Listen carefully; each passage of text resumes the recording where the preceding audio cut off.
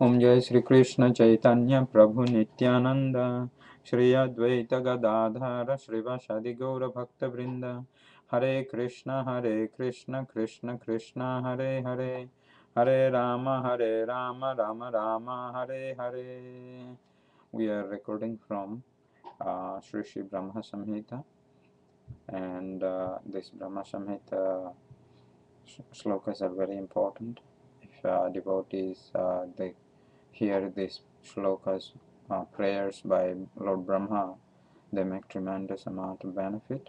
So, without delay, let us start and chant this mantra. Om Ishvara Parama Krishna Satchidananda Vigraha Anadiradi Govinda Sarva Karana Karanam Chintamani Prakarashadma Shukalpa Vriksha Laksha Vrite Shishurabhira Vipalayantam Lakshmi Sahasra Shatashambhrama Shebhyamanam Govindam Adipurusham Tamaham Bhajami वेणुं कनन्तमरविन्ददलायताक्षं बर्हावतं समशितं बुधसुन्दरङ्गं कन्दर्पकोटिकमनीयविशेषशोभं गोविन्दम् आदिपुरुषं तमहं भजामि।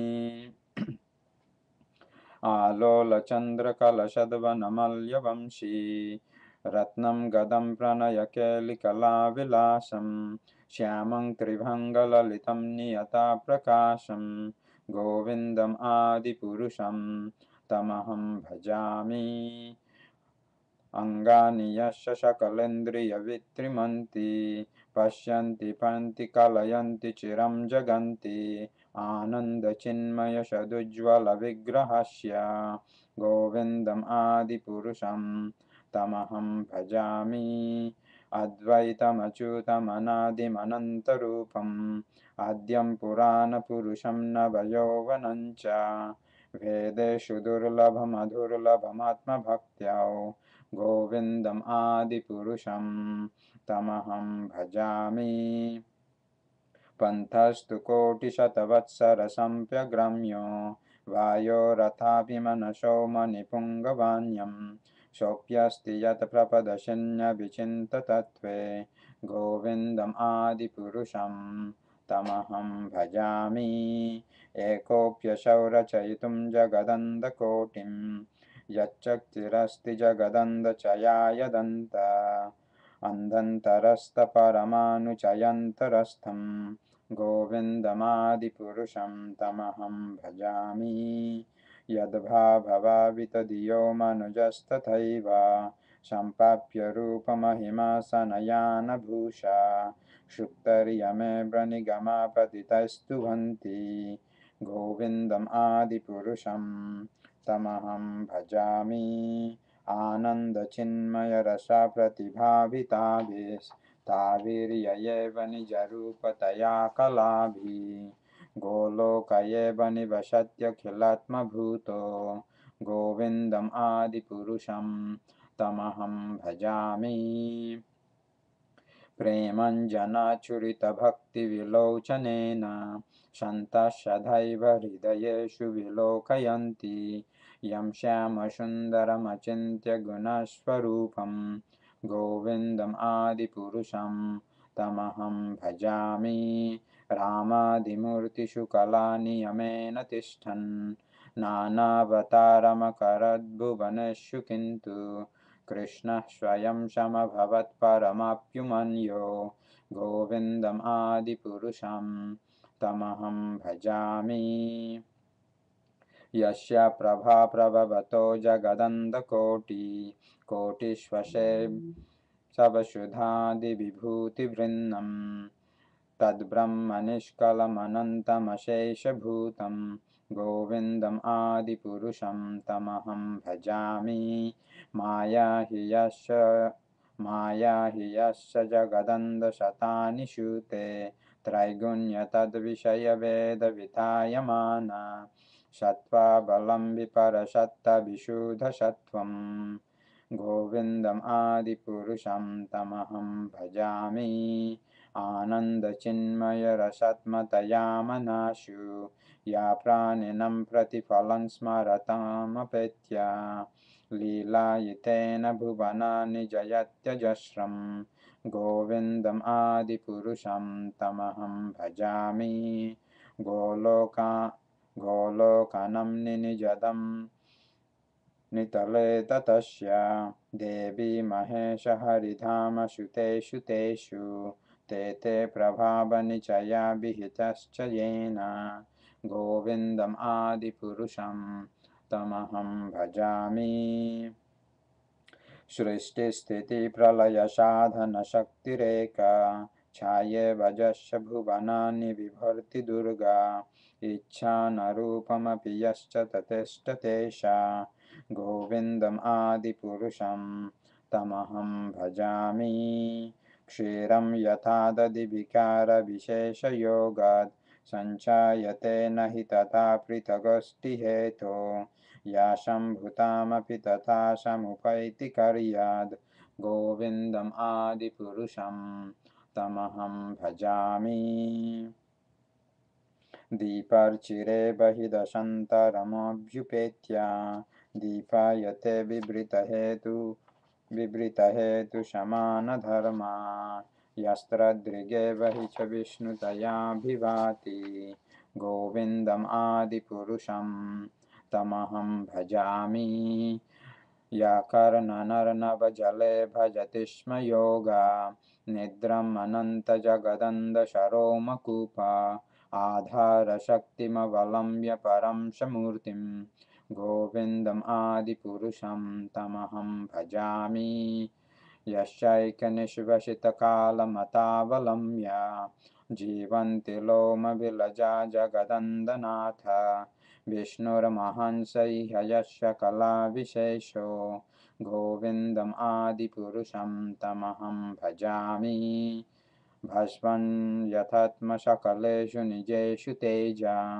स्वीयं क्रियत् प्रकटयत्यपि तद्वदत्र ब्रह्मा ययेष जगदन्धविधानकर्ता गोविन्दम् आदिपुरुषं तमहं भजामि यत्पादपल्लवयुगं विनिधाय कुम्भ द्वन्द्वे प्रणामसमये सगणाधिराज विघ्नं बृहन्तुमलमस्य जगत्त्रयस्य गोविन्दम् आदिपुरुषं तमहं भजामि अग्निर्महे गगनमम्बुमरुद्दिशश्च कालस्तथात्ममनिशीति जगत्त्रयानि यस्मद्भवन्ति विभवन्ति विशन्ति यं च गोविन्दम् आदिपुरुषं तमहं भजामि यच्चक्षुरेश सविता सकलग्रहाणं राजा समस्तसुरमूर्तिरशेष तेजा यस्याज्ञया भ्रमति संवृतकालचक्रो गोविन्दम् आदिपुरुषं तमहं भजामि धर्मोऽथपापनिचयाश्रुतयस्तपंसि ब्रह्मादिकीटपतगावदयश्च जीवा यद्दात्रमत्र विभवा प्रकटा प्रभावा गोविन्दम् आदिपुरुषं तमहं भजामि यस्त्विन्द्रगोपमतविन्द्रमहोषकर्मा बन्धानरूपफलभाजनमातनोति कर्माणि निर्दहति किन्तु च भक्तिभाजं गोविन्दम् आदिपुरुषं तमहं भजामि यं क्रोधकामसहजा प्रणयादिभीति वात्सल्यमोहगुरुगौरवसेव्यभावै सञ्चिन्तता ससदि चिन्तनुमापुरेते गोविन्दमादिपुरुषं तमहं भजामि श्रिया कान्ता कान्ता परमपुरुषा कल्पतरभो ध्रुमा भूमिश्चिन्तामणिगणमयी तोयममृतं कथागानं नाट्यं गमनमपि वंशि प्रिया सखी चिदानन्दं ज्योति परमपि तदस्वाद्यमपि च Shayatra Shirabhi Shrubhati Shurabhi Shumahan Nimeshadhakyo Bhabrajati Nahi Yatra Pishamaya Bhaje Shweta Dvipam Tamahamiha Golokamitiyam Vidantaste Shantakshiti Biralacharaya Katipaye Om Ishvara Parama Krishna Satchidananda Vigraha Anadiradi Govinda Sharvakarana Karanam Om Hare Krishna Krishna Krishna Hare Hare Hare Rama Rama Rama Hare Hare. So this Brahma Samhita prayers, they are very important prayers, and this prayer was actually offered by Lord Brahma when the pastime had taken place by Lord Krishna and the cowherd boys, and Krishna was being respected by all the Gopas and Gopis, and everyone was giving so much high regards to the Supreme Personality of Godhead as a small child. And Lord Brahma, seeing this particular pastime of Lord Krishna, he couldn't understand that his exalted position, even doesn't being him being such an exalted position as the creator, he doesn't get that much worshipped or that much respect. And who is this child who is getting that much respect and worship and everything? And he had a doubt in his mind. Because of his doubt, he wanted to check Krishna out and see his supremacy.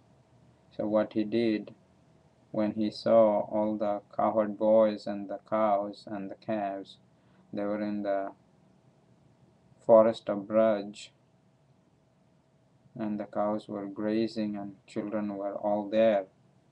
He took them and hid them in a cave for very long time. But when Krishna saw that every cow and the calves and the cowherd boys, his friends, were taken away, they were not there, and what he did, being the Supreme Personality of Godhead, he immediately manifested himself as each and individual cowherd boys and cows and the calves, just the way they had come from their own mother and father or their particular house, individual house, and they looked alike, exactly same type of nature, same way of talking, same type of voice, and immediately they knew their mother, father, and they could recognize, and they ran to their each parents, and the cows, they went to their own calves, own babies. And the most important part of it is that all the cows and the children gopas, they became more intimate with their own children, like the cows were loving their babies, the calves, much better and producing much more milk, and then the mothers were loving their own children much more, and they are much more dearly and affectionate to each and individual children. And this whole year Krishna was actually the one who transformed into himself, and Lord Brahma became amazed when he saw that I hid them and here they are again. So what happened? So basically Lord Brahma chanted this